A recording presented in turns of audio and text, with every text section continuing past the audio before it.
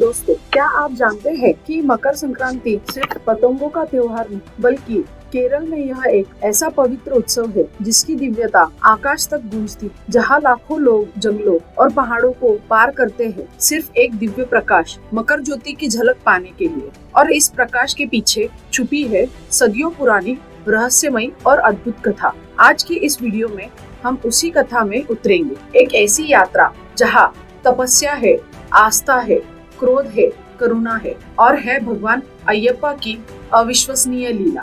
केरल के पवित्र घने जंगलों के बीच जहाँ धुंध प्राचीन पेड़ों से लिपटी है और हवा तक आस्था के सुर में गूंजती है, वहाँ एक ऐसा मंदिर खड़ा है जिसके पास न कोई शहर है, न कोई महल, न सोने का ढका गुंबद, सिर्फ शांत पहाड़ियाँ और लाखों श्रद्धालुओं के पदचिन्ह। हर वर्ष 41 दिनों तक पुरुष और महिलाएं आराम, अभिमान और विलासिता छोड़कर नंगे पांव नदियों, जंगलों और पर्वतों को पार करते हैं, सिर्फ एक नाम पुकारते हुए जो हरे भरे घाटियों में गूंजता है, स्वामीये शरणमय्यप्पा। सिर्फ एक मंदिर की कहानी नहीं, शबरीमाला की कहानी है। सिर्फ एक मंदिर की नहीं बल्कि अनुशासन, समर्पण और मानव आत्मा की यात्रा की।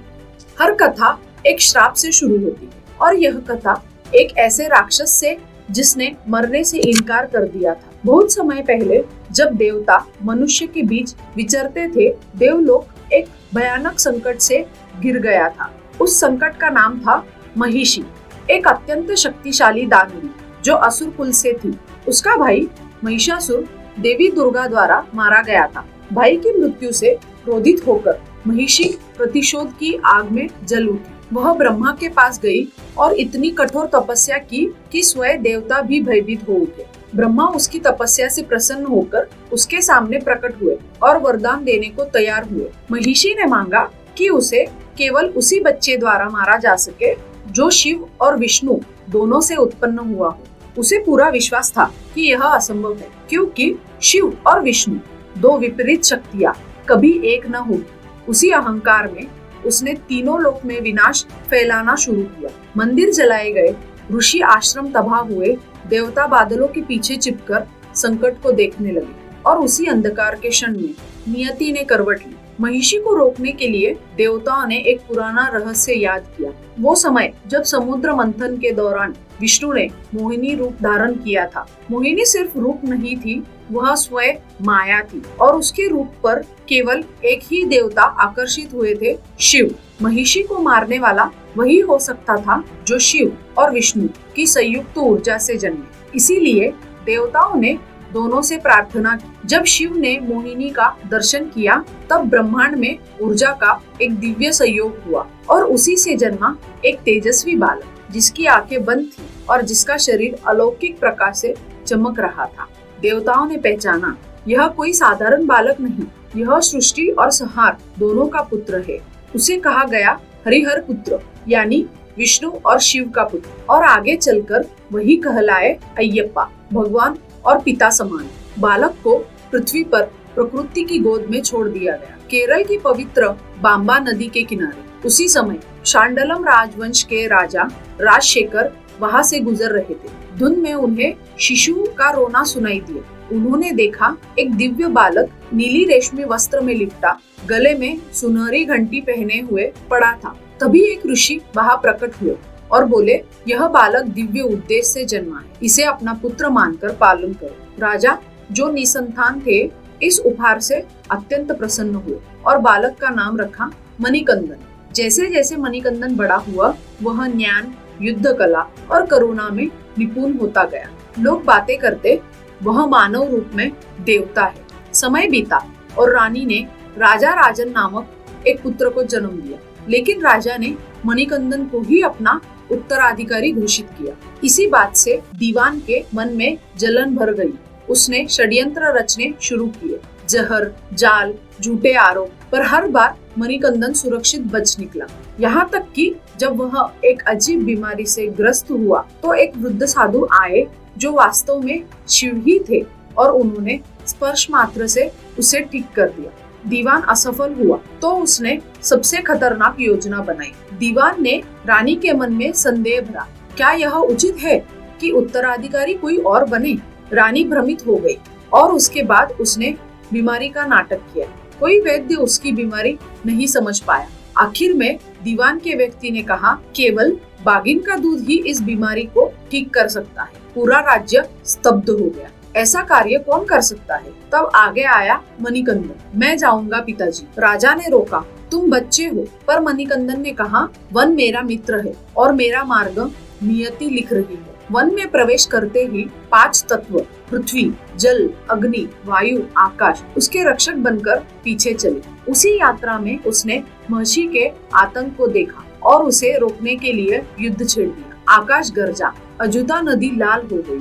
देवताओं और पृथ्वी को हिलाने वाली लड़ाई में मणिकंदन ने महिषी को पराजित किया। वह उसकी छाती पर कूदकर एक दिव्य नृत्य करता रहा और अंत में एक बाण से उसका अंत हुआ। मरते हुए महिषी ने बालक की दिव्यता देखी और उसका क्रोध भक्ति में बदल गया।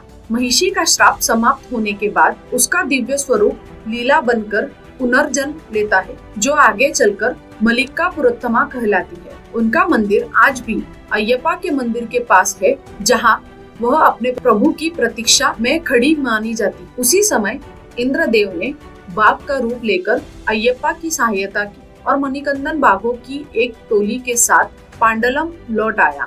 लोग भयभीत हो गए। राजा और रानी स्तब्ध रह गए।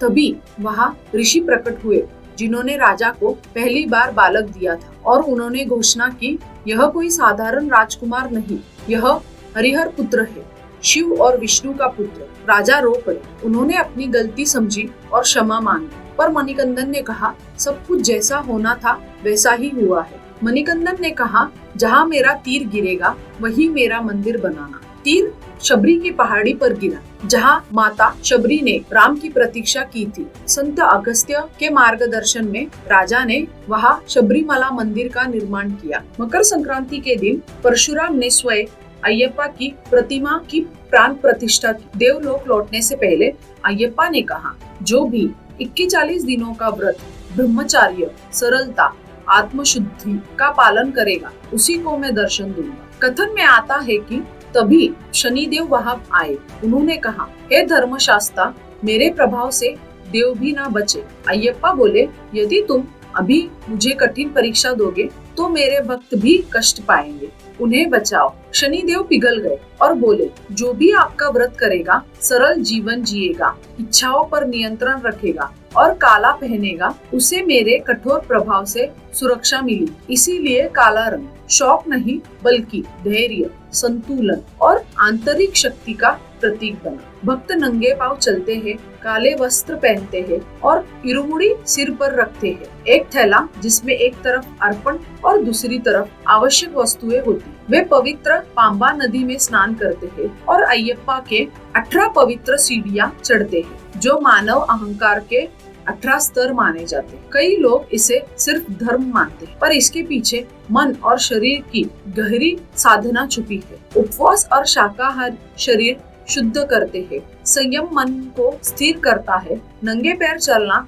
शरीर की ऊर्जा चक्रों को सक्रिय करता है। काला रंग समानता का प्रतीक है। सब एक जैसे दिखते हैं, कोई अमीर नहीं, कोई गरीब नहीं, सिर्फ स्वामी के भक्त। भगवान अयप्पा शबरीमला में नैशिष्ट ब्रह्मचारी के रूप में पूजे जाते हैं। इसीलिए परंपरा के अनुसार 10 से 50 वर्ष की महिलाएं उनकी तपस्या की ऊर्जा में हस्तक्षेप न करे, इसीलिए प्रवेश वर्जित रखा। इसका उद्देश्य भेदभाव नहीं बल्कि परंपरा, तपस्या और संरक्षण था। मकर संक्रांति की रात जब मकर नक्षत्र उदित होता है और पहला तारा दिखाई देता है, दूर पहाड़ी पर एक दिव्य ज्योति प्रकट होती है, मकर ज्योति। भक्त इसे देव दर्शन मानते हैं और उस क्षण को शुभतम मानते हैं। अगर आपको ये वीडियो पसंद आई हो, कमेंट में लिखिए स्वामीये शरणमय्यप्पा और चैनल को सब्सक्राइब करना ना भूलें।